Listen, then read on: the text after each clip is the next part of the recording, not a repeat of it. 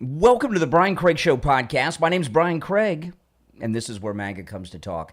So, Vivek Ramaswamy spoke at the Young Americans for Liberty convention, and he got booed off stage. And Vivek is not accustomed to this. I'm going to play a bit of it, but let me play the part where Vivek was booed off stage. And, you know, Vivek, he's kind of, I know he's been running for governor of Ohio since he got kicked out of the White House, but he's not used to being booed, not by people that are calling themselves conservatives. Listen. Hold on, I got to cue it up here. Hold on 1 second here. And, you know, Vivek, the thing about this speech, it was scheduled to be a 30-minute speech, and he ran out of there 14 minutes into it. And the entire time he's speaking, they're heckling him through the whole thing. It's really brutal. I'm going to go through it all, but I'm going to start with the end where they ran Vivek off the stage 14 minutes into his 30-minute speech. The truth of the matter is, you know, no matter what happens in whichever direction we go, people of my generation have already made it. We're going to be fine. It's going to be your generation that pays the price. That choice belongs to you. You're a political cretin, and you need to get the fuck out of here. Oh my. Wow, and you need to get the F out of here. And he laughed. Oh my goodness. You know, this Young Americans for Liberty group, they were formed out of the Ron, not the Rand, out of the Ron Paul movement. And, you know, Ron Paul's still alive. He's over 90 years old. Rand Paul's father, of course. And I know he's branded libertarian and everything else, but Ron Paul. Did I say Rand? I talk about Rand so much. It was formed out of Ron Paul's movement after he ran for president. And Ron Paul, the father of Rand, Ron Paul was always a libertarian, anti-Israel outsider, and Ron Paul, I remember going to events during the Ron Paul era. I haven't thought about Ron Paul in many years, but I remember going to events in the Ron Paul era, and sometimes they'd be personal appearances that I would do, or I'd go to political events. And whenever, and this goes way back, I mean, we're talking 20 years, 15, 20 years. It's been a long time. But I remember every time I ran into a Ron Paul person, they were never pleasant. All the Ron Paul people I would always run into were just weird, angry, hostile. And in this instance, this is men at this event with Vivek. But I've seen men and women from the Ron Paul movement over the years, and they go around there. They say they're conservative, whatever. And these would be Republican events I'd be at, and the Ron Paul people would show up with signs, and they were always yelling, And I wouldn't say they were like Antifa because they didn't commit violence, but they always were yelling and calling names and had an obsession with things involving Israel. And they loved to yell out AIPAC. You would hear that a lot. But what I did, because what I was going to do for the show is I was going to play a couple of clips of Vivek. I started with when they finally ran him off 14 minutes into his 30-minute speech. And when I saw how much they were heckling him throughout, and he was going back and forth, and I will give Vivek some credit for standing up to them, but they were going after him for quite a while. So I thought I'd play the whole thing and go through it. I've never seen something like this before, and I don't know. This has gone so viral. I don't know if this is going to be like the new norm at political events. So this is it. This is Vivek coming out, and they're hostile from the beginning. See, they're booing him, and he hasn't even got out there yet. They're booing as he's walking. I mean, there's just,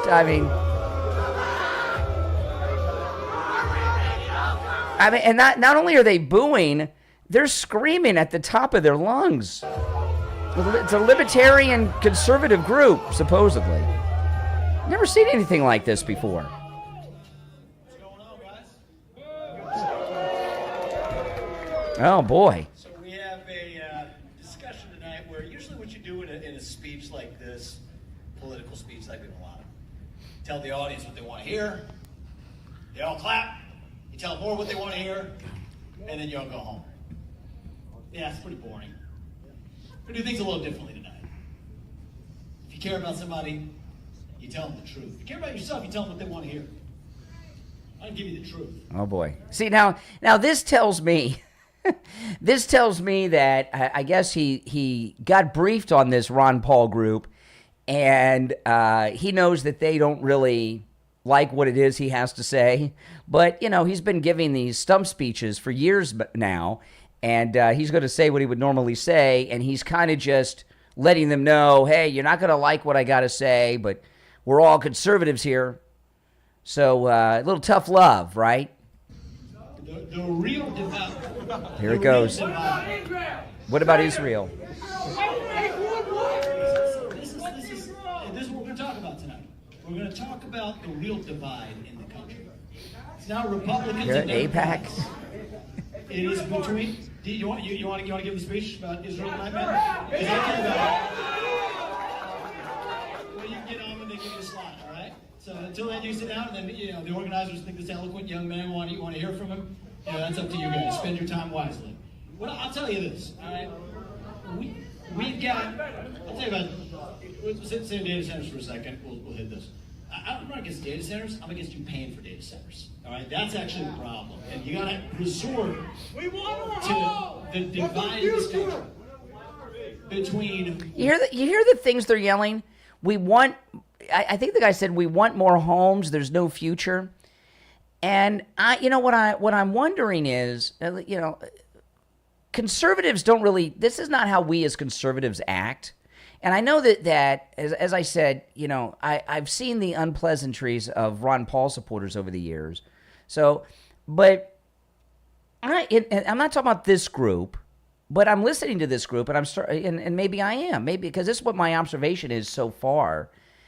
When I used to see the Ron Paul people, like 15 years ago, show up at events yelling, I always thought they were fake conservatives. I always thought they were liberals pretending to be conservatives with using the libertarian label to try to make us look bad as conservatives. That's how I used to view it back then. And I'm wondering, do you guys have a sense of that here? Winners and whiners.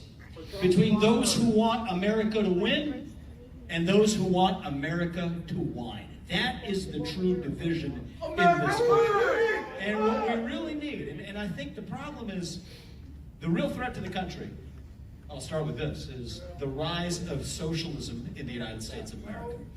This is spreading across the country like wildfire. See what I mean? Because he's saying the problem's the rise of socialism, which is a problem and it's a relevant issue. But did you hear that? I could hear the crowd say, no, no. So are these real conservatives, or are they liberals pretending to be conservatives in this Ron Paul organization? And the basic premise of socialism, you got Mamdani, you got people in Minnesota, you got people in California.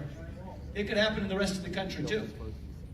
And the core premise of socialism is that somebody else's success takes away from your ability to succeed. It views success as a zero-sum pie, zero-sum economics. That when somebody else, something good happens to somebody else, that necessarily means that something bad happens to you. This is the worldview that's already swept the left. We'll get to the right in a moment. But this is the worldview that has already swept the left. All right? You got to have somebody who's successful, penalize them, because that means it comes at your expense. Everything sounds fine so far. Spend more of the government's money. Here's the problem with that. When the government resorts to, in the name of standing for working people, printing more money by taxing the people who are producing, it actually hurts the very people who they were supposed to help. I agree with Let's that. go through the story after COVID. After COVID, the federal government printed more money in those 5 years than it has at most points in modern history, arguably ever. Trillions. Okay, so of everyone's dollars behaving now. Our taxpayer money was diluted when the federal money's printer went on hyperdrive. That was in the name of helping working people in the country, but the problem was it actually helped the people who own, people who own assets, people who own stocks, people who own the asset prices that go up. That was great for them. But for the rest of the homeowners, people in my home state, Ohio, where we are right now, the main asset you own is your home. You know, I got to tell you, I haven't listened to Vivek Ramaswamy speak in a long time. This is the first time I've heard him in quite some time, and everything he's saying is spot on, isn't it? I don't hear anything coming from him that any conservative should disapprove of. Do you? Your home then goes up on paper. The government says, congratulations, you're wealthy. Your home's worth a lot more. What about our energy The prices? problem is See, I can't afford a home. We can't afford a home. What about energy prices? Does that sound like conservatives to you, or liberals pretending to be conservatives? What do you guys think? that people then pay that much more property taxes. So this is the problem. This is where the left is going. We can talk about the left. The problem is there's two different responses that we can have to the left's embrace of socialism. It's really a form of communism. One alternative is that we could embrace a different kind of socialism. You could say that, okay, they claim to be a victim of something, we'll claim to be a victim of something else. That's one view, and I think it is an ascendant view in certain corners of the American right, and I worry about it. I think the right answer to left-wing socialism is not right-wing socialism. The right answer, and what we are missing at this unique moment in our history, is somebody who makes the case, leaders who are willing to make the case for actually the best system known to man to lift people up from poverty. And yes, that is our system of free enterprise. Yes, that is capitalism. Yes, So everything's going well. I mean, how does this turn him into getting booed off stage? I mean, because what I'm hearing now is spot on, textbook MAGA conservatism, and the crowd's pretty quiet, and he's getting applause. All of us. And not all of you are applauding, because this is how the left wins. Their mind virus wins not by winning at the ballot box, but by infecting the other side to make the same arguments in reverse. All right, well, my plight is I'm not doing as well as I want in life because of the patriarchy, because of white oppression, because of misogyny, because of 1619 and the real legacy of this country. We could fill in the blank. And you could say, you could fill in the blank, okay? The number one reason that I'm not doing well is because is the patriarchy, is the foreigners, is the billionaires. You could fill in the blank. Yes. But the number one factor that determines whether you achieve your goal in life in the end is you. That's right. It's not the Jews. It's not the billionaires. It's not the patriarchy. It's not black people. It's not white people. It's not the foreigners. It is you. And that's what this country was built on. It is built on the idea of the American dream. You can choose to see yourself as a victim. Victimhood is a choice. See, hardship is not the same thing as victimhood. And are we going through some hardship in this country? You're darn right we are. Are young people going through hardship in this country? You're darn right they are. Because the government has created obstacles in the name of standing for you, spending money, taxing somebody else, printing money like it's on hyperdrive. Who has that hurt? It has hurt you. That's what makes your home ownership unaffordable. It is the fact that we've inflated prices so high, we're not building new homes. Prior generations say they don't want it in their backyard. We have a constrained supply of housing. But the question for us right now, the fork in the road, is do you want to win or do you want to whine? For me, the left is winding it up. We want to actually fight. Do you want to win that fight? I'm like, deport 50 million foreigners. So the answer right now is, you want to make them, by show of hands, who in this room actually, like in a true way, not just to talk about it kind of way, in a true way wants to make America great again? Okay? So in order to make America great again, He's starting to turn on him a little bit. What made America great the first time? That's the truth. And I think there's three things that made America great. It is our system of the rule of law. It is our system of free enterprise. And it is our system of the creed enshrined in our Declaration of You know, and I got to Independence. tell you, you know, when and now we're a little more than the halfway point till he runs off stage. I haven't heard Vivek say a single thing that Donald Trump would not agree with. I haven't heard him say a single thing that I don't agree with, right? I mean, everything sounds great. I mean, this is textbook MAGA conservatism. And the yelling that I'm hearing from the crowd and the way those guys are talking, I'm gonna call these fake conservative plants out there at this organization. This is not how conservatives behave. This is not how conservatives speak. And the words and the phrases that they're using, those aren't conservative words and phrases. You know, and I'm glad that I'm glad I chose to play the whole speech, because the only, you know, Vivek's getting a real bad rap today. This is going viral. And the only part people are seeing is the end when they boo him off stage.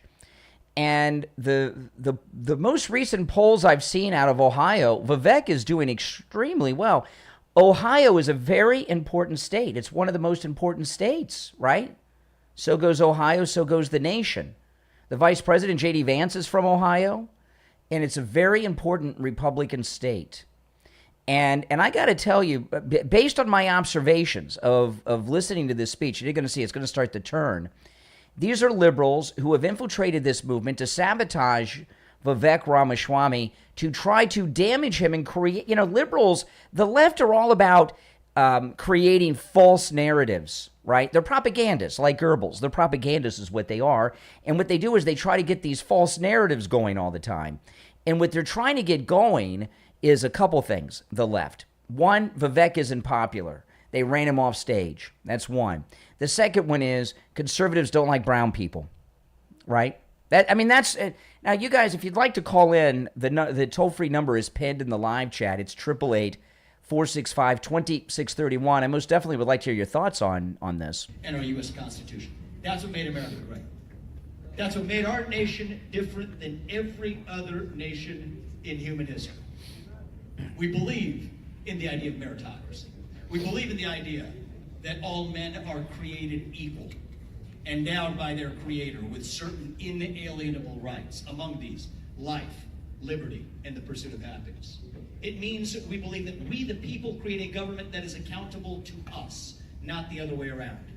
It means that we believe the best person gets the job, regardless of their gender or their skin color. It means they believe. Well, you want to talk about different kinds of affirmative action, we can talk about it. But the truth is, this is what made the United States of America greater than any other nation in human history. If we lose that, we got nothing left. We're going to be like every other country, fighting over whatever your unique tribal vision was of one race versus another, one ethnicity versus another, one heritage versus another. You can go to Europe. We did that in the old world. What made this country different is in 1776, and this is the 250th anniversary of the birth of that greatest nation known to the history of mankind. Today we are more than an idea. But on July 4th, 1776, that is all we were. A vision of what this place can be. Ideals enshrined in a Declaration of Independence. And to us, the question today on that 250th anniversary is, do we believe those ideals still exist? Or are we going to go the way of every other old world European nation, fighting ourselves to our tribal factions, whining and selling ourselves sob stories, victimhood tales at every step of the way? That is the question ahead. And the generation who's going to be affected by it is you in this room. That choice belongs to no one but you. Our founding fathers were not much older than the people in this room. Thomas Jefferson was 33 when he signed the Declaration of Independence. Alexander Hamilton was younger at the time. You remember about Jefferson? He spoke 6 languages. He wrote 16,000 letters in his lifetime. No, I'm not talking about letters of the alphabet. It's like, oh, well, maybe it's 4,000 words, maybe I've done that. No, he wrote 16,000 unique thoughts that continue to actually affect our country to this day. He was a scholar of multiple languages. He was a scholar of the Enlightenment. These are people who, we don't make them this way anymore. You think about George Washington, John Adams. These are people who, John Adams became a Sanskrit scholar after he left the White House, not, hit nameless white balls in a given direction in a retirement home. This is what these guys did. Benjamin Franklin invented the lightning rod. These are the men in whose shadow we live today in their country. And now we resort to what? Whining when today, in the scheme of things, we've got some problems to fix. But the amount of, I wrote the freaking book about that. Don't preach to me about it, right? People catch up and get broken. Wake up, people. Wake up. This is the country that now says, okay, you can purchase a television or a dishwasher or a laundry machine for fewer hours of work performed today than any other point in human history. Okay, we live in the wealthiest country on earth still to this day. Yeah, this is a good speech, right? And those of you out there that are MAGA, have you heard a single syllable uttered by Vivek Ramaswamy that you would take even mild disagreement with? I haven't. We live in the highest conditions of life, with still, until recent years, life expectancy being as high as we've ever wanted. This is a unique moment in human history to say, how do we make America greater than we have ever been, rather than to sit around and join the camp on the left of the whiners. Okay, so the question for you is, and it's the decision, you don't have to answer it to me. Answer for yourself. Are you in the camp of people in this country who want to win, or are you in the camp of people who want to whine? There they go. You're a very eloquent young man. What does winning look like? I'm sure you can give me the power. What does winning look like? That's right. Get it out of your system. It's good. Now this is another tell. Let me rewind this. I think he said, what does winning look like? But he said something look like. Look like, that's a liberal phrase. This is what democracy looks like is one of their big phrases. So, what does winning look like? Or if he said, I did definitely hear look like. See, I think these are liberal plans out to unseat the front runner to be the next governor of the great state of Ohio. In my view. What does winning look like? I'm sure you can give me the power. What does winning look like? See? What does winning look like? Yeah. Get it out of your system. It's good. What does it look like? Do a little bit. So I'll tell you what it Looks like Donald Trump. That's what it looks like. And you want to put America first. The question is, what actually lifts up the people in this country? Is it going to be more socialism? Is it going to be more affirmative action? Is it going to be adopting the methods of the left? Or is it going to be to embrace our system of free enterprise, the rule of law, and the founding creed of the Constitution? That choice belongs to you, it belongs to us, it belongs to we the people. And the truth of the matter is, no matter what happens in whichever direction we go, people of my generation have already made it, we're going to be fine. Here it goes. It's going to be your generation that pays the price. That choice belongs to you. So, You're a political cretin, and you need to get the fuck out of here. I mean, I'll rewind this because this is the grand finale. This is not how Republicans talk. This is not how MAGA talks. This is not how conservatives behave. This is how liberals and Antifa behave. This is Patriot Front Antifa-like behavior. No, I'm going to call 100% liberal plants on this one. That's right. Get it out of your system. It's good. What does it look like? Do a little bit. So I'll tell you what it looks like. And you want to put America first. The question is, what actually lifts up the people in this country? Is it going to be more socialism? Is it going to be more affirmative action? Is it going to be adopting the methods of the left? Or is it going to be to embrace our system of free enterprise, the rule of law, and the founding creed of the Constitution? That choice belongs to you, it belongs to us, it belongs to we the people. And the truth of the matter is, no matter what happens in whichever direction we go, people of my generation have already made it, we're going to be fine. It's going to be your generation that pays the price. That choice belongs to you. So, You're a political cretin, and you need to get the fuck out of here. I want to hear this. I want to hear it in this room. If you believe that the government is the source of actually creating the solution to your problems, go ahead and clap your hands. You want the government to fix your problems? You want them to print money from on high and give it to you? Penalize the people you don't like, go for it. But Vivek, But if that's those what of we you want. who still believe in free enterprise, We want who still America believe in capitalism, for who Americans. still believe in actual liberty, let me hear you tonight. If you actually believe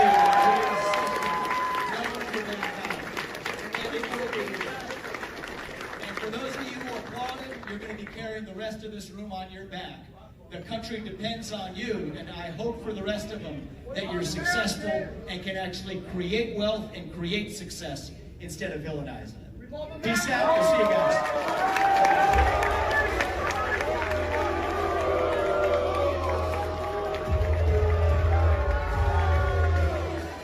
Okay, and they boo him off.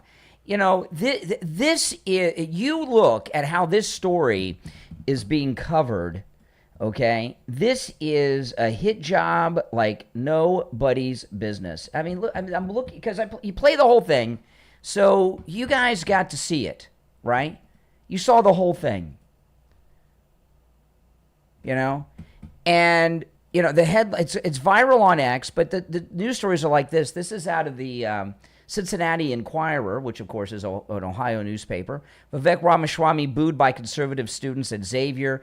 And, you know, so this is without a question, in my mind, these are hired liberal activists and actors who went there to create a narrative that Vivek is unpopular, that conservatives don't support him, and that they booed him off the stage because he is leading in the polls and he's expected to be the next governor.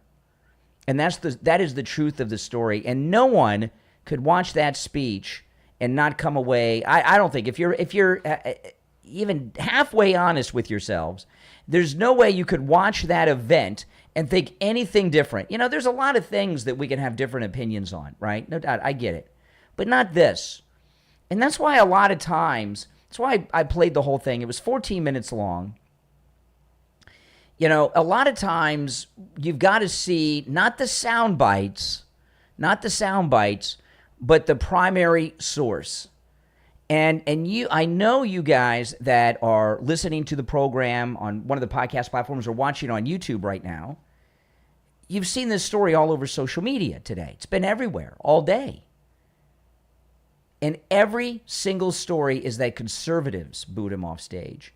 MAGA booed him off stage, all of this. No. Antifa, liberal, hired activists and actors, they did it. And you could tell by, what does winning look like? What? Liberal phraseology there. Even the voice, that voice, that's how Antifa talk, not conservatives.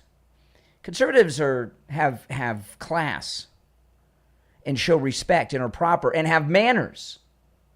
Now, if you're new to the program, my name is Brian Craig. This is where MAGA comes to talk. The Brian Craig Show podcast is available wherever you get podcasts. Just go to your favorite podcast platform and search for The Brian Craig Show. If you want to catch this show live in video form where you can see and hear all the video, that's on YouTube. Go to YouTube and search for The Brian Craig Show, and I'll pop right up. I'm going to take a quick break. We'll come back with more. If you'd like to call in, the number's toll-free. Then the toll-free number is pinned in the live chat for those of you watching on YouTube, 888-465-2631. 888-465-2631. Back after this. On the line, we have Bruce. Bruce is a client of Jupiter Joe Thomas. He heard me talking with Joe Thomas about annuities and what a great deal they are, and he went in with his wife, and now he's a client. Hey, Bruce, how you doing? I'm doing good, Brian. So tell me about your experience with Jupiter Joe Thomas. A fine gentleman. We sat down with Joe, and we explained everything to him, and we brought all our information, and he worked everything out great. The cool thing about annuities is your money's never at risk. You're guaranteed a revenue stream for the rest of your life, but there's a bonus, really a signing bonus, where you can make a boatload of money before you even leave Joe Thomas's office. Can you talk a little bit about that, Bruce? Well, that's where I was surprised when we sat down. We talked about the bonuses, and to my amazement, it was 10%, and there was even another one that's bigger. Wow, that's amazing. So you made 10% on your money before you even got back in your car. Yeah, it was more than that, but it was great. Listen, guys, do what Bruce did. Give Jupiter Joe Thomas a call. You can set up a free consultation either on the phone or in the office, and Joe Thomas will put together a custom proposal just for you. His number is 561-743-0999. 561-743-0999, and online at jupiterjoe.com. All right, Bruce, thanks so much. All right. Thank you, Brian. Are you looking for a smarter way to care for your skin and your hair? You can do just that with Valaya AI. Valaya AI is your personal AI wellness coach. With just a quick scan from your phone, Valaya AI analyzes your skin and hair in seconds, providing personalized recommendations for acne, hydration, wrinkles, pigmentation, dryness, hair health, and that's just the beginning. Using advanced artificial intelligence, Valaya AI creates customized morning and evening routines, recommends products tailored to your needs, and even adjusts your care based on the weather, UV index, and seasonal conditions. What are you waiting for? Download Valaya AI right now in the Apple App Store and Google Play Store and discover a smarter, more personalized approach to skin and hair care. Learn more and see how Valaya works online at mindhatch.ca. That's mindhatch.ca. Valaya AI, healthy skin and hair powered by artificial intelligence. Our world is filled with confusion, deception, and uncertainty. Where can you turn for the truth? Bible Prophecy and Truth is a Christ-centered ministry dedicated to proclaiming the gospel of the Lord Jesus Christ and shining the light of God's Word into a world darkened by deception. Discover powerful videos that explain what the Bible says about salvation and what you must do to be saved. Explore fascinating teachings on Bible prophecy, the rapture. There's also an in-depth creation versus evolution study that will strengthen your faith and deepen your understanding of Scripture. And that's just the beginning. Whether you're a lifelong believer, a new Christian, or simply searching for answers, Bible Prophecy and Truth offers biblical teaching rooted in God's truth. Visit videos.prophecyandtruth.com. That's videos.prophecyandtruth.com and discover the truth, strengthen your faith, and grow closer to Jesus Christ. Videos.prophecyandtruth.com. And by the way, to Bible Prophecy and Truth, there's a link in the description on whatever platform you're listening on, so check them out. Okay, so in Maine, things have just gotten so strange in Maine, you know, and I often talk about Democrats. When Democrats are running for office or hold office, they are like James Bond, meaning that they have a license to kill, right? Democrats have complete diplomatic immunity to do pretty much anything. And in Maine, things have gotten really weird. So they had this Nazi, Graham Plattner, and make no mistake about it, he was a Nazi. He had a Nazi tattoo over his heart on his chest, okay? Which is crazy. And if that wasn't enough, he went on with this as a Nazi to win the Democrat primary for this to run for United States Senator in Maine against Susan Collins. But then their polling started telling them, well, you know, this Nazi thing. So he refused to drop out. So they got an old girlfriend, Democrat socialist, to come out and accuse him of rape. And then he reluctantly dropped out. And they plugged in this other guy. Well, the new guy that they plugged in has had 2 children with his second cousin. I want to go through this. This is just gross to me. Second cousin, you know, I really don't think about, you know, I've got cousins. I don't think about first and second, but my second cousins are my cousin's children, right? My cousin's children are my second cousins. That's gross. You know, when I think of my cousins, I mean, they're like siblings, right? You know, my cousins, their parents are my parents' brothers and sisters. We have the same grandparents on one side. And the second cousins are my first cousin's children. Well, Troy Jackson, who replaced the Nazi in Maine, has 2 children with his second cousin. Here's an article in the Daily Mail. Troy Jackson, the Democratic candidate and U.S. Senate hopeful tapped to replace the scandal-ridden Graham Plattner, has already managed to find himself smack dab in the middle of his own controversy. Jackson, a fifth-generation logger and politician who has played up his family's longtime roots in the state, has an unusual significant other, one who is allegedly his second cousin. The news could be a devastating... Breitbart says his second cousin. The news could be a devastating twist for Democrats in one of the most critically important Senate races of all. Though Jackson and his partner do not appear to be officially married, he referred to her as his wife on various occasions. The two have dated since high school. They live together and have 2 adult children together. And that is gross times whatever. They share the same great-grandparents.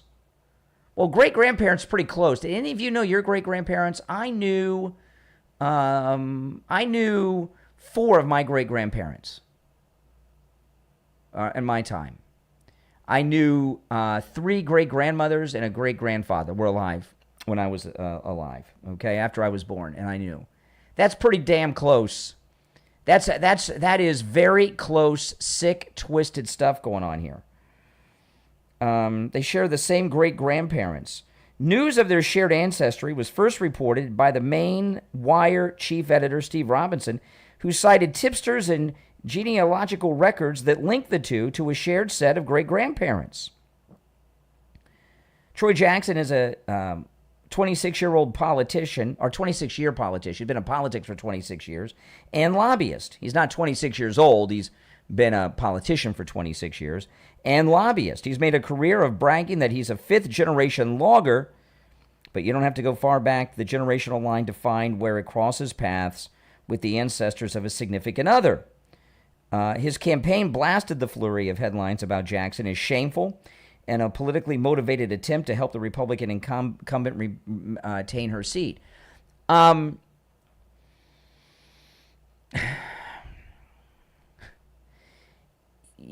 You know, this is sick. There's no other way. You know, we all have cousins. Cousins are, as far as, I'm not saying you're as close as a brother or a sister, but you still have that same kind of brother-sister connection with the bloodline. In my mind, that's been my experience. But then again, I'm not some Democrat freak. His campaign manager said, Susan Collins will do anything to distract from the fact that she votes with Trump 96% of the time. But a guy who has 2 adult children with his second cousin, that's okay? This isn't like 10th cousin twice removed.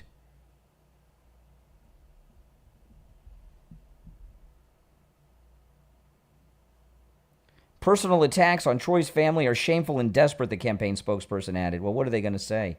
I'd quit. You know, I find this sickening. And I got to tell you, I don't like talking about this story because it's so gross. I feel a little sick to my stomach talking about this Democrat. And, you know, you mean to tell me that if a Republican running for any congressional seat, either the House or the Senate, was married to their or with their second cousin, they're not married, they're life partners, and has 2 children with a second cousin, you don't think that would be the top and bottom of the hour news all day long on cable news? And that they would have all of their doctors on talking about the dangers genetically for their offspring, for their children and grandchildren, because the gene pool's too thin there? You don't think they'd have experts on from like Ancestry.com to talk about, you know, how this happens? You know, it's not even like they didn't know. They knew.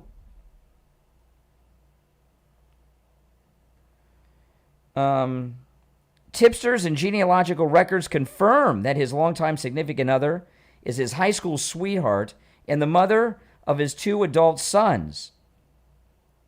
They are second cousins by blood. So this started in high school. Now, I want you to think about this. You know, you can have a second cousin that is your age or older, right? Depending on how old the other cousins are. what would your parents have said when you were in high school if you were dating and hooking up with your second cousin?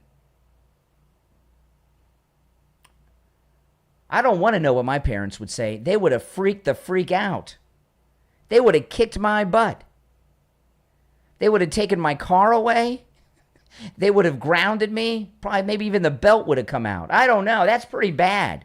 And it's sick.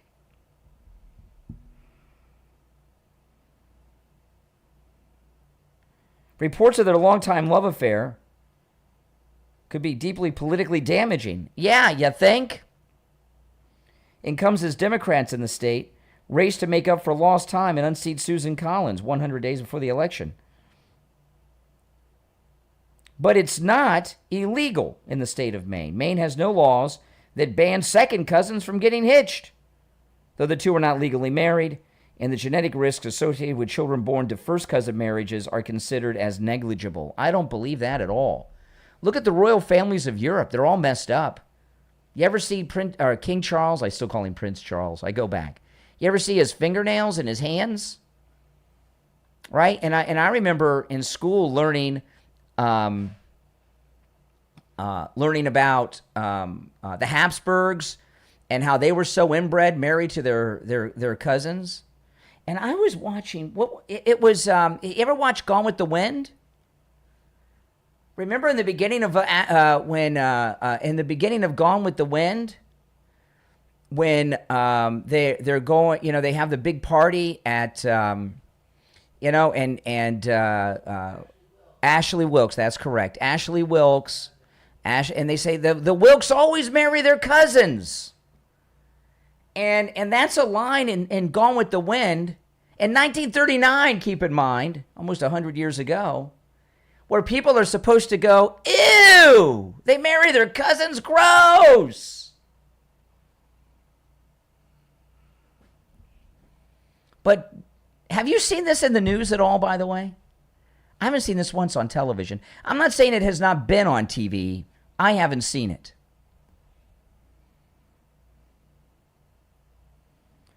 The unsettling information might do little to move the needle with voters. Really? Mainers, you think this is okay? The unsettling information might do little to move the needle with voters, as early reactions on social media made clear. Nancy Mace tweeted, "Can't wait for Democrats to defend cousin marriage." Sean Spicer. This is Sean Spicer on X. Maine Senate update. If you thought Plattner was a freak, meet Troy Jackson. Maine Dem Senate nominee Troy Jackson has 2 kids with his cousin. Oh my goodness. There's a sickness and perversion out there called relative attraction, and I know there's other words for it, but people that do you know what you do with someone in your family that has sex with a family member this close? You know what you do? You know what you do? You take them to a psychiatrist because it's sick and it's twisted. And this is a taboo. And I'll tell you this. I've known a lot of people in my life, and I know a lot of people today. I don't know anyone who's had children or sex with their second cousin. And I'll tell you, what kind of twisted sicko family does this guy got? If you fell in love and had kids with your second cousin, and you and your second cousin are sicko freaks like this guy, what would the rest of your family say? Beyond just your parents.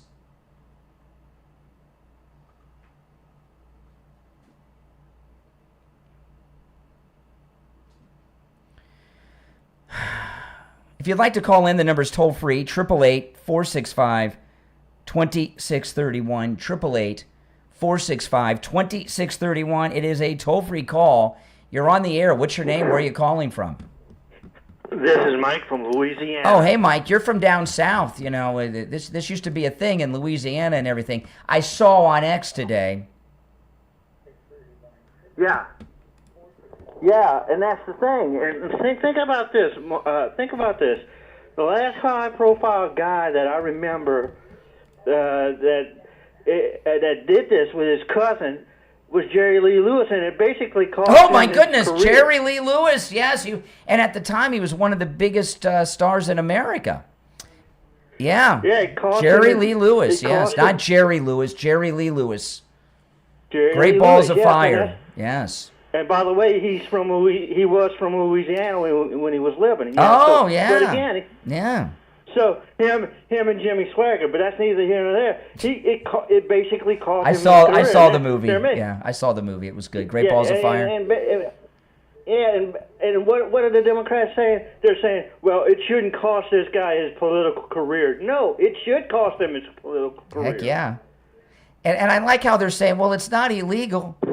Well, just because it's not illegal doesn't mean it's not sick, right? No. I mean, what did they say about Roy Moore, the judge? Oh, he dated these young women, you know, and some of Really, them Judge were- Roy Moore and- dated young women? I don't remember that. Yeah, that was a big deal. Were any of them were any deal. of them his cousins? No, but they said they were younger than 19. Yeah. They were younger than. I don't know. somewhere in the Maybe teens. maybe he's going after that Woody Allen vote. Woody Allen Yeah, probably has no maybe. problem with this. Yeah, that's right. But that's the thing. The Democrats overlook any kind of peccadillo. They overlook anything, even murder. That's right. Ted Kennedy killed a woman. Oh my Yep. goodness. All right. I appreciate the call, and I got to tell you, he's not going to win. Okay, Maine. A couple of days ago, there was a story that there was going to be a big scandal about Troy Jackson dropping. I'm assuming this is it, and it's not getting any press coverage. Oh man. Well, Mike from Louisiana, he really had something good to contribute there that time. Listen, I'm going to take a quick break. When I get back, I got a lot more to cover.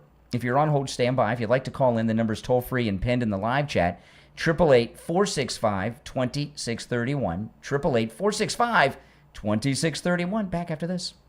Life can leave us with a lot of questions. Why did this happen to me? Why do I keep repeating the same patterns? And where is God in all of it? If you've ever asked those questions, you need to tune into the Healing Philosophers Podcast with The Healing Philosopher on Spotify. Through honest conversations and real-life experiences, each episode explores topics like healing from past hurts, generational karma, letting go of what's holding you back, understanding narcissism, and discovering how God can use even life's hardest moments for a greater purpose. The Healing Philosophers Podcast is about finding hope, growing in your faith, and realizing that your story and every season of your life has meaning. Add the Healing Philosophers Podcast to your Spotify playlist, and make sure to share the podcast on all your social media and invite your friends and family to listen in too. Your share could be exactly what someone else needs right now. The Healing Philosophers Podcast with the Healing Philosopher on Spotify. Healing starts with one conversation. Listen now on Spotify.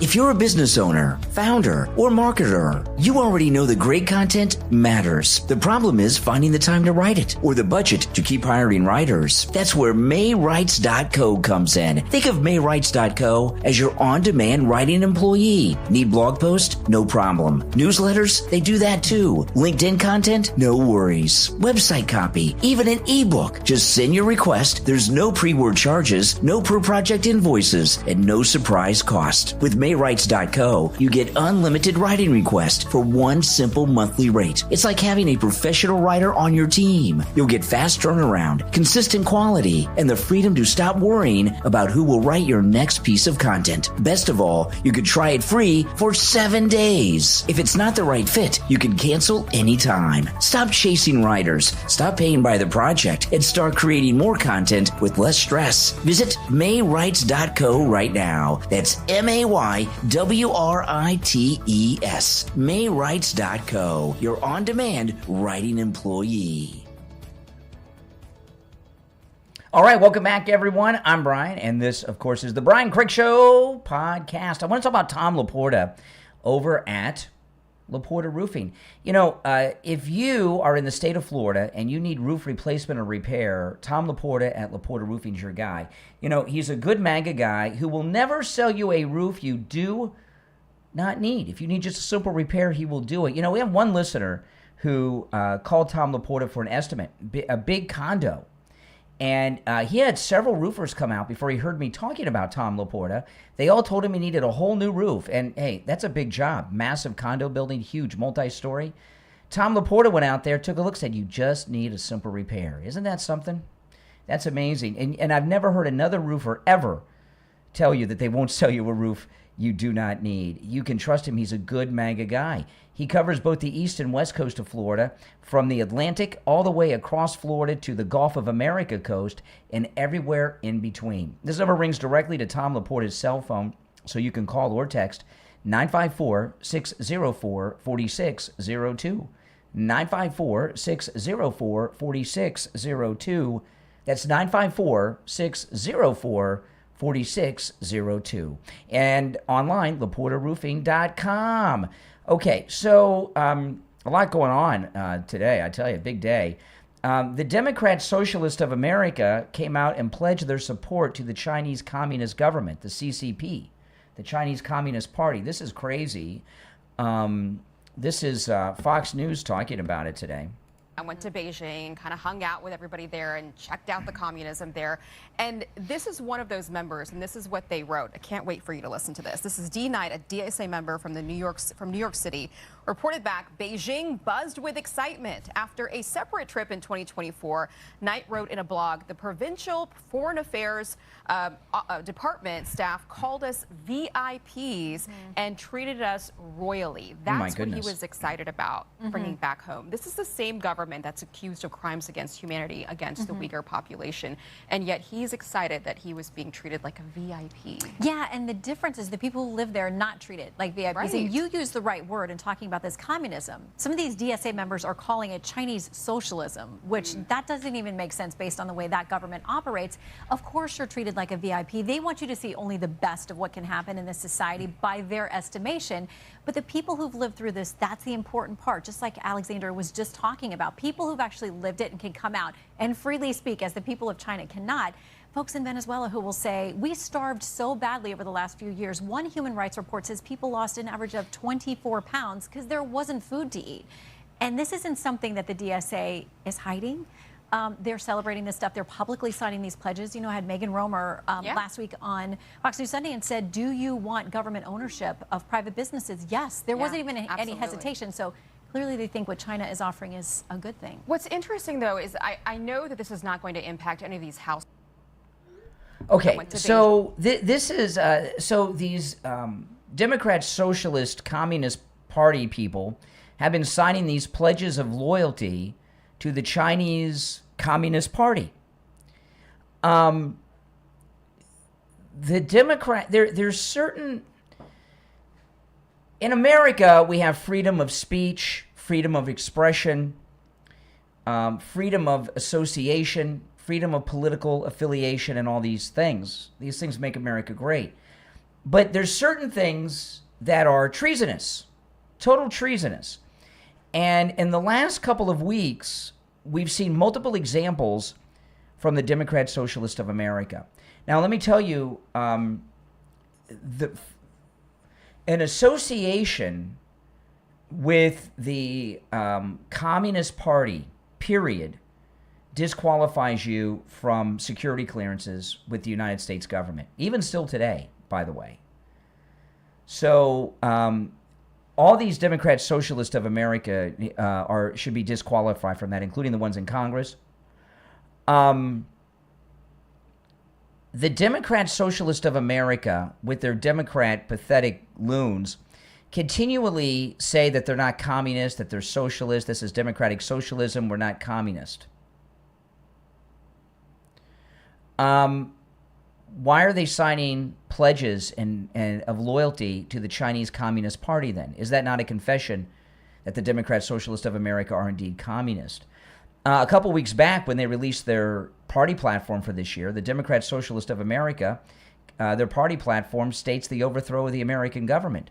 They want to eliminate the United States Senate, the United States presidency, and that is the elimination of the government. So they're talking about a violent overthrow of the government. They're talking about the pledging loyalty to a foreign country, an enemy nation, a communist nation, the CCP. What else do you need to know? And, you know, now I know this is on Fox News. So this is being reported, okay? But I gave you, on this podcast, I covered 3 big stories, all of which broke today. Okay, this story with the Chinese loyalty, I did have that this morning, but I didn't have time to get to it on the morning show. But these 3 stories all broke today. This fake setup with these liberal hacks with Vivek Ramaswamy, this creepy Democrat in Maine, married, having children with his cousin, and now the Democrat Socialist of America, of which Bernie Sanders and Mamdani and AOC are the leaders of, are pledging loyalty to China and the Chinese Communist Party and calling for the overthrow and dissolution of the American government. Now, this is, and even on Fox, these stories are being, when covered, are being handled as if they're punchlines. These are serious stories. And that's why we need Trump in 2028. You're on the air. What's your name? Where are you calling from? Hey, Brian, how you doing? This is Madison from California calling. I wanted to comment on the Democrat marrying a second cousin. Yes. And just shed some light. My mom and I talked about this over the years because of the royal family. So, and you can do research. Morally, it sounds gross. It is gross. But it is genetically deemed safe. Oh, my goodness. That you can marry your second cousin. Genetically, you can. It's legal across the U.S. Hold on. I'm not talking about. I'm not a geneticist. Okay. If you can you imagine now? I don't know how your second cousins are. I'm thinking of all the second cousins that I know of are all the children of my cousins. My cousins, right, are the children of my aunts and uncles, my parents' brothers and sisters. Yeah, so hold on a second. Yeah, so can you see yourself being impregnated and having children with your second cousin? No, I'm telling you morally, I disagree with it, and it sounds gross. It is gross. But you can even look it up on Google. My mom and I have talked it over the years because the royal families typically first off, that's not true. The royal families of Europe over the centuries, this isn't talked about too much anymore because, you know, liberals are so into so many perversions. But the royal families of Europe historically have had health problems because of this. And I remember when I was in elementary school, they would tell us about the last of the Habsburg kings had to eat through a straw because they were so inbred, he couldn't even eat food properly. So because they all married their cousins. It says that the royal families, such as the Habsburgs and the Rothschilds, who practice intense multi-generational intermarrying because they married the first cousins, had a lot more issues. No, these are no. That's you know, whatever you're reading from, I don't know what the root source of that is, but it sounds like a bunch of perverts from some cousins' love society. You know, I mean, it's like, you know, I mean, give me a break. What a bunch of sickness that is. I'm sorry to tell you that second cousins, I mean, okay, do you know, you have cousins, right? Do you know of your second cousins? Yeah, no, it's morally gross. How are you related to your, it's morally how are you related to your second cousins? How are you think for a second. Parents, kids, it's the gross. Kids of your cousin, yes. Yeah, no, so you can do research. I even talked about this when I was much younger with my mom. And they Why? They Why? have Why did you that have there's- this? Why did there's you talk less about this? percentage- Why were you talking? Yeah, they're saying there's a less DNA percentage risk marrying your second cousin. What? Now, What I did? do Hold on. No, hold on. Why were you talking to your mom about this? We were talking about it years ago when Why? we were growing up, when we were in the royal. Oh, the talking about the royals. royal family. Well, so what year? Around? Now I know about your age, but like, what decade was that? That was like in the 80s. Nobody knew about DNA back then. We didn't. We really didn't know about DNA until I've the known OJ this for a trial. long time. We knew we Yeah. knew it existed, okay, but we didn't know that much about it until the OJ trial. Like DNA, we knew it existed, but Right. we come on. Hey, listen, I appreciate the call. No, Yeah. I'm agreeing with you, but what I'm saying is when you're offline, if you could do some deep research. No, why am I going to research that sickness? It's been known for a long time that you can marry your second cousin. If you're a pervert. What's that? If you're a pervert. Yeah, no, I'm not. I'm not. I was just sharing that with you on your show. So, I mean, I morally wouldn't do it, and I don't This agree is with what you it. got. Listen, And I think it's sick and disgusting. You would find, this is crazy. This is crazy. I understand what you're reading, okay, but there are a lot of times there's certain interests that are backing up certain studies. And the reason I'm a little troubled by I know we're agreeing, okay, so I don't want you to think I'm giving you a hard time. Yeah. But what I find disturbing is that you're finding so many things that say it's no big deal, that it's far enough removed. No, it says that it says that grandparents and about 3.125% of DNA they share that. And I'm not a geneticist. Maybe you should. No, I have no somebody interest. genetically Hold on. the. No, I don't need to. I don't If need. they I don't prove need that there's a.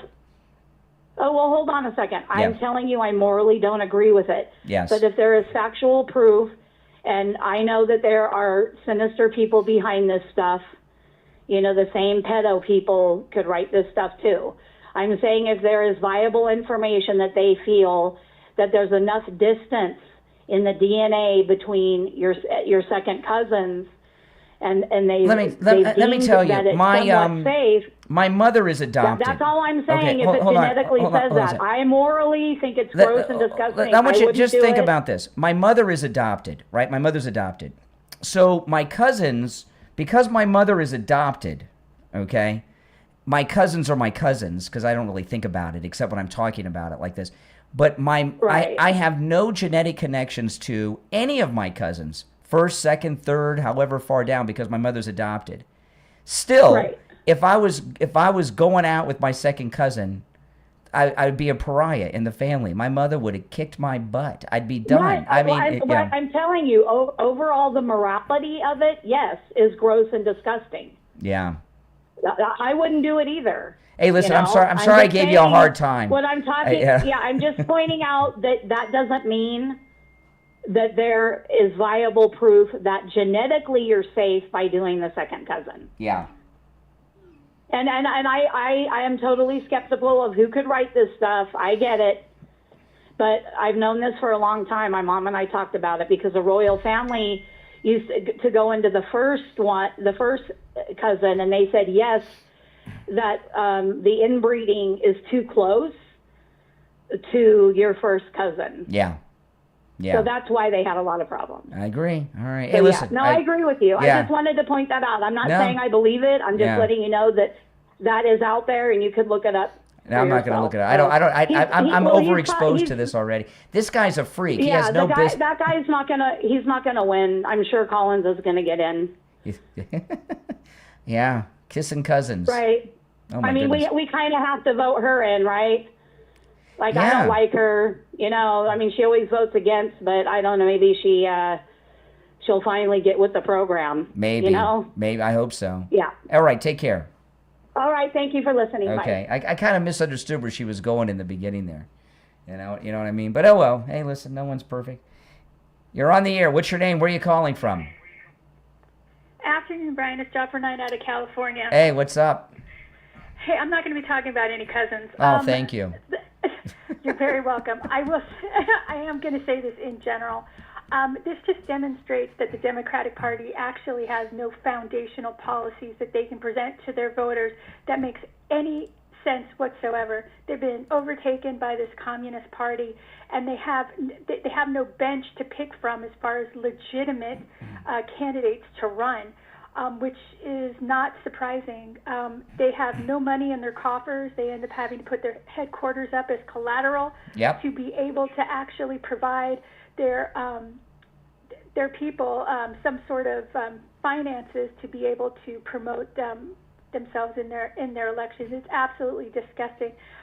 The fact of the matter is that if you end up signing a pledge or an oath to a communist organization, I think the McCarthy era should come back. I think it should be on steroids. I think we have the right president to do it. I think you should be denaturalized if it's at all possible. I think you should serve jail time. Should be a felony. You should never be able to, if you're an actual citizen of the country, I don't think that you should be able to end up taking any social services. You cannot sit or work for any civil service agencies. No law enforcement, nothing. You need to be stripped of the abilities that end up having you being an American citizen, because obviously you want to pledge yourself to another political system. Well, I'll tell you, this is the thing. You know, Joe McCarthy is proven right so often. All right, I mean, all the time. You know, I do believe that still, when it comes to top secret security clearances, you cannot get security clearances with the Communist Party Association. I do believe that's still the case. Not that it's been enforced much by, Obama and Biden, but I bet you Pete Hegseth and Donald Trump enforce it. And number one, that's number one. Number two, and you can see with what the Democrat Socialist of America, they outed themselves as communists with this loyalty pledge. And then also, they're openly working with an enemy power towards the downfall and overthrow of the American government by the elimination of the presidency and the Senate, which is in their party platform. So this is a very violent communist organization, and it should be outlawed. And anyone in government who's a member of it should be expelled immediately from office, and that goes for the Squad and Bernie Sanders and Mamdani. This is very dangerous, what's happening, and they're openly colluding with China now, like this, and they're bragging about it. It's not even undercover. They're emboldened. I'm excited the fact that that we have a president that actually does something, as well as a cabinet that isn't all talk, that they actually do something. And I can't wait to see what they come up with in regards to that. I mean, you have a general in regards to the Secretary of Treasury. They can go after them.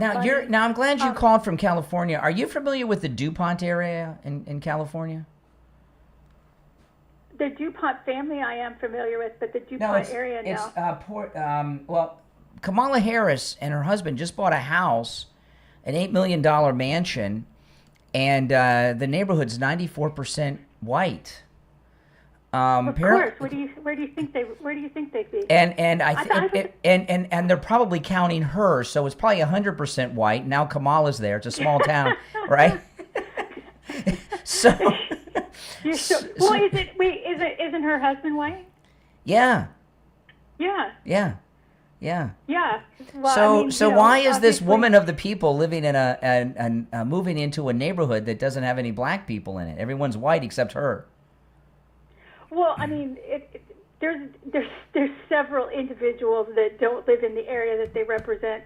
Well, she doesn't represent anyone except maybe a winery. Well, yeah. Well, no, but I meant like the Nithya chick that's running for LA City. She doesn't reside in the area that she represents.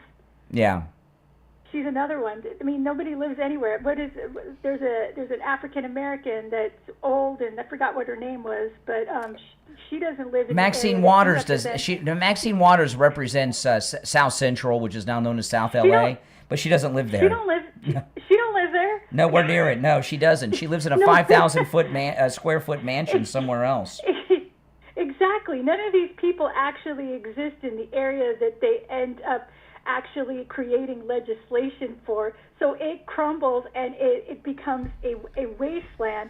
And they don't have to actually do anything as far as encounter what it is that they legislate.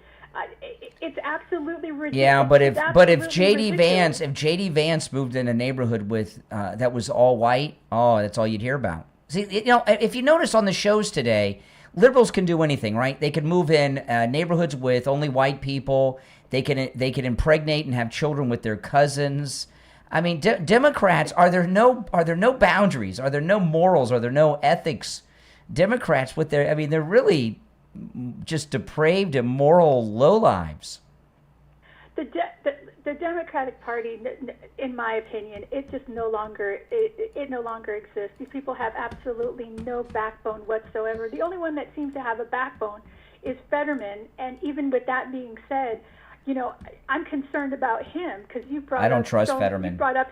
I know you brought up several times issues that you just don't feel comfortable with. I mean, I know that he's showing whatever it is that he's showing right now, and that he's getting chummy with, you know, the GOP members. But it's concerning. But I mean, if he continues to actually, you know, demonstrate the same attitude and you know, issues as far as like more, you know, centrist, you know, then that's fine. I mean, it would be much better collectively if we had individuals that were like-minded. But in regards to these communists, I'm sorry. Actually, I take that back. I'm not sorry. We need to actually identify and then get them out of office. And as far as Mandami is concerned, I don't understand why he's actually still in the country. If he's associated with this communist aspect of things, why can't his visa be revoked? I mean, he's not even. Why is he still around? Yeah. With Omar as well. Isn't she part of? Oh, her and Troy Jackson got a lot in common. The guy in Maine. Why are they even here? Yeah, they got a lot to talk about. Maybe she can give him some advice on how to weather the storm of being married or having children with his cousin. Oh my goodness! All right, listen, I gotta. Okay, I had to say it twice for you to get the joke. I know. Okay, but oh man, if you're on hold, hang in there. If you want to call in. The number's 888-465-2631. The toll-free number is pinned in the live chat on YouTube. And it's a toll-free call no matter where you're calling from. If you'd like to support my content, become a Patreon supporter. There's a link in the description of the video to my Patreon page. And when you become a Patreon supporter, you get access to all kinds of exclusive content that no one else sees, including my daily Patreon-only live streams, which are actually on the Patreon platform itself. It's on the Patreon platform, and it's a chat much like on YouTube. There's a live chat in there. You see me like you do now. And I talk about things that I cannot talk about here or anywhere else. And those of you that are Patreon supporters, you know exactly what I mean.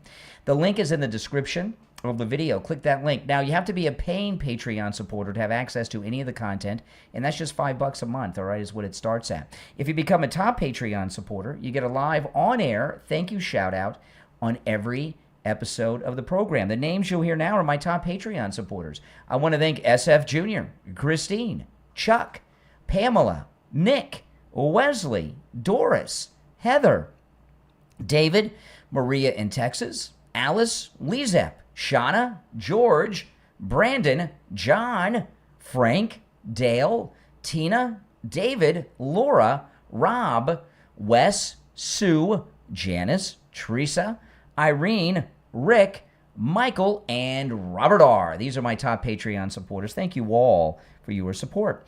You're on the air. What's your name? Where are you calling from? You're on the air. Once. Twice. All right, you missed your chance. I want to share a couple things here. Let me cue this up. Okay, this is CNN. Listen. They asked Democrats, do you identify as a socialist, a democratic socialist? 34% said yes. Yeah. That's a lot. That's a lot. Yeah, it's 34%. It's like a third. It doesn't surprise me. I think over the last 10 years, you know, there were people that I knew working in Democratic politics that ardently supported Hillary Clinton in 2016 and have now swung way to the left and are, you know, now telling me that they're behind people like Abdul al-Sayed. And I think the base has actually radicalized in a more far left direction. I don't think that's a good thing, just so you guys know. I think it's actually like, you know, the establishment Democrats kind of lost the trust of people in my family, right? Because they weren't able to economically deliver. It was sort of just pushing the status quo. Although Barack Obama did give me health care, and so I'm really grateful for that. And No. Excuse me. We gave you health care by paying for it. You know, Barack Obama gave her health care. Here she is, big shot on TV. She's got to have Obama pay for her health care.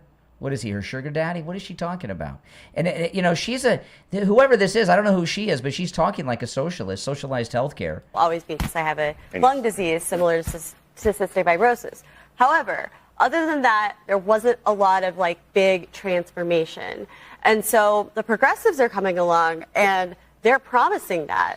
But they also come with all of this sort of like far left cultural and social baggage that is not appealing at all to the working class. Yeah, like all the things we've covered here. Oh my goodness.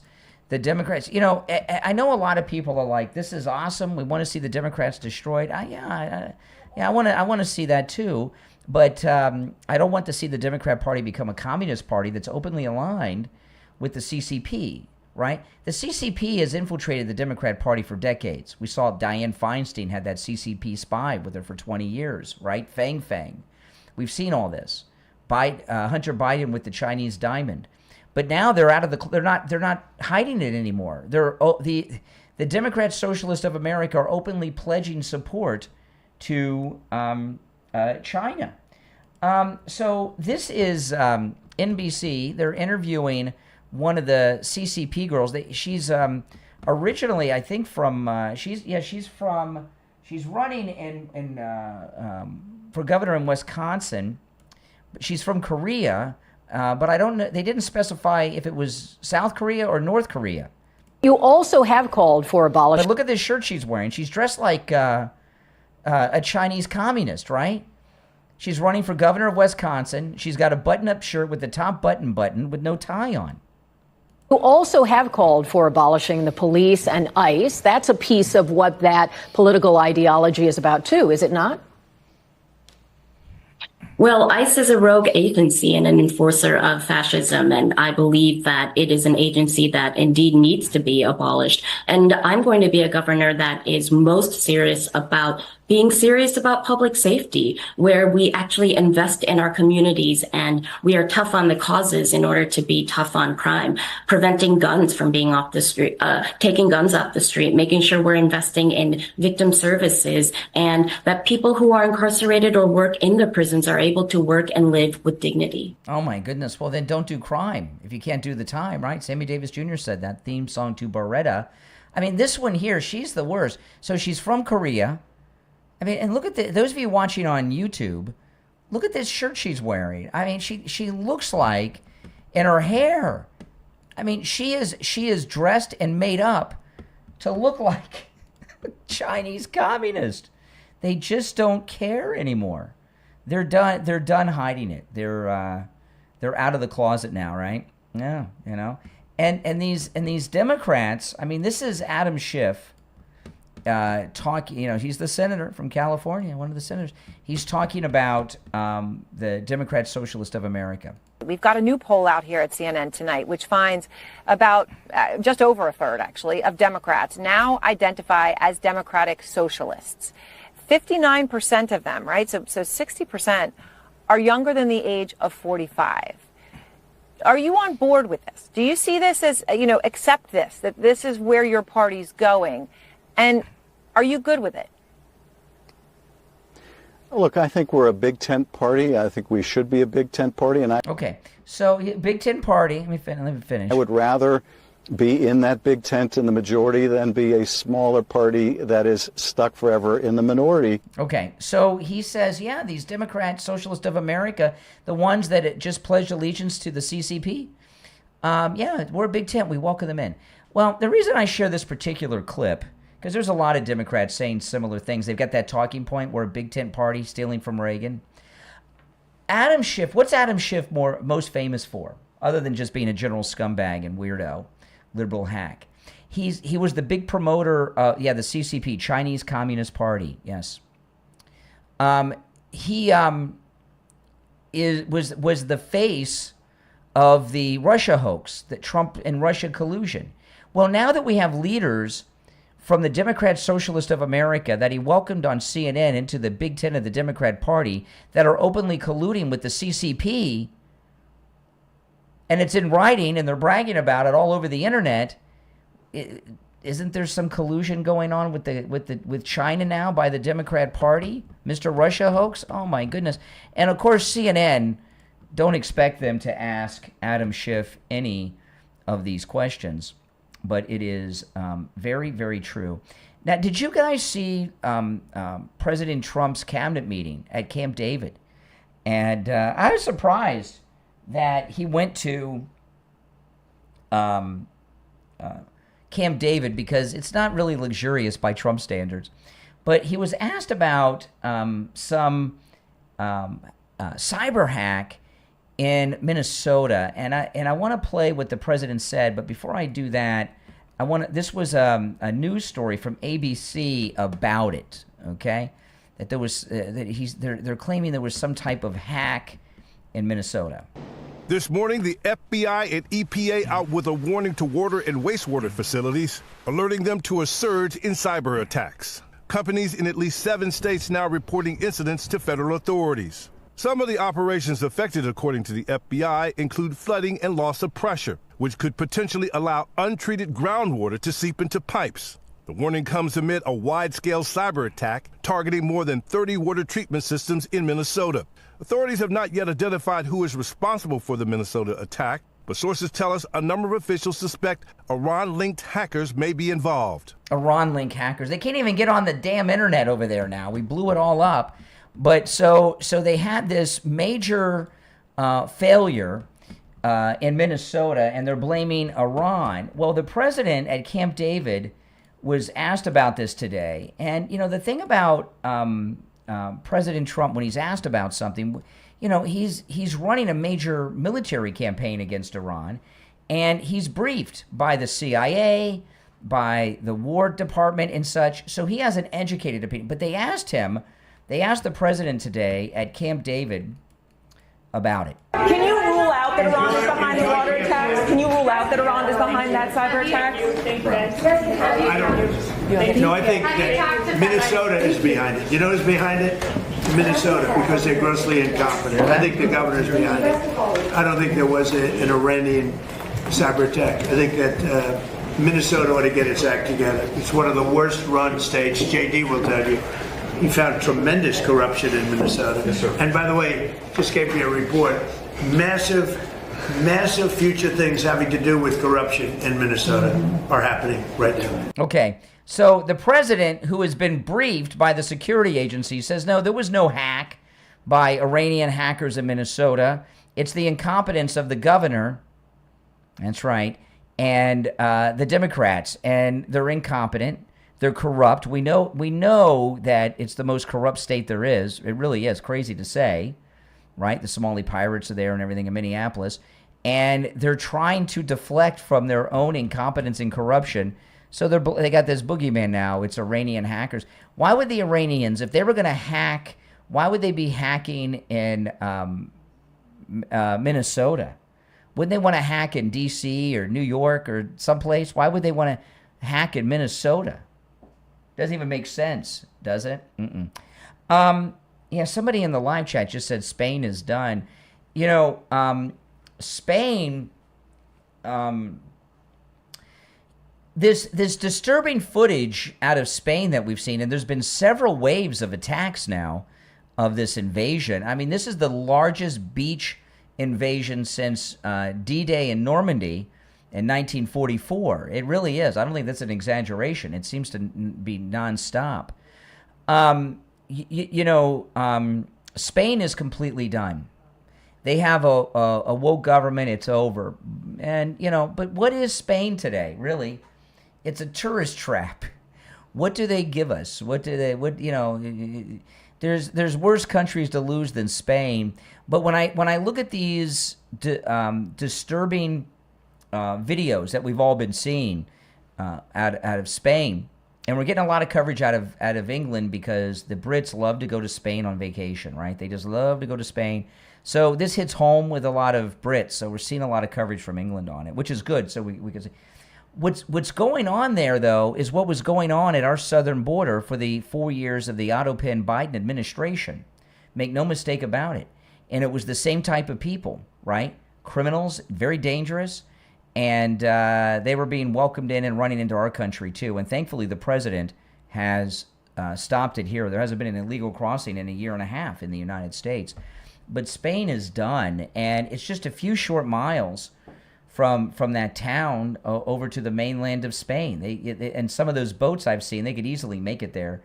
And some of those boats, they're all young, strong men, no women, no children, no elderly people, all military-aged men. And it is without question what we saw was a invasion that's gone on, and Spain is not capable of repelling it. One, they don't have the will because they got a bunch of woke idiots running the country, and they're on siesta half the day anyway. I mean, they don't have they do. I know they keep saying in the news that they're deploying their military. Spain does not have an active military. The military that Spain has is for show. They stayed out of the Second World War. They have not been really involved in any combat since the Spanish Civil War, which was in the 1930s. So, so it's been almost 100 years since the Spaniards have been involved in any conflict. And because of that, they kind of view themselves as Switzerland, where they don't even need a military. They're kind of neutral all the time. And they haven't put any of their own money all these years into a military also because they're a member of NATO, and like other European countries, they think the United States will pay for everything, and we were before Trump. And in fact, Trump was in conflict with them quite a bit in both terms that they won't pay their damn NATO dues. And Trump said, you think, you call on us, we may not come. Right? They need NATO right now. Spain needs the United, but they don't have the will to do it because they're wokesters. And I don't care where you find a liberal, whether it's in Spain or in New York City or Los Angeles, California, they welcome these lunatics. I was watching some of the interviews in Spain, and the Spanish media, they were interviewing these Muslim invaders, and they were telling them, yeah, I've got a murder charge, so I came here. I mean, I couldn't believe. One guy said he had hepatitis C.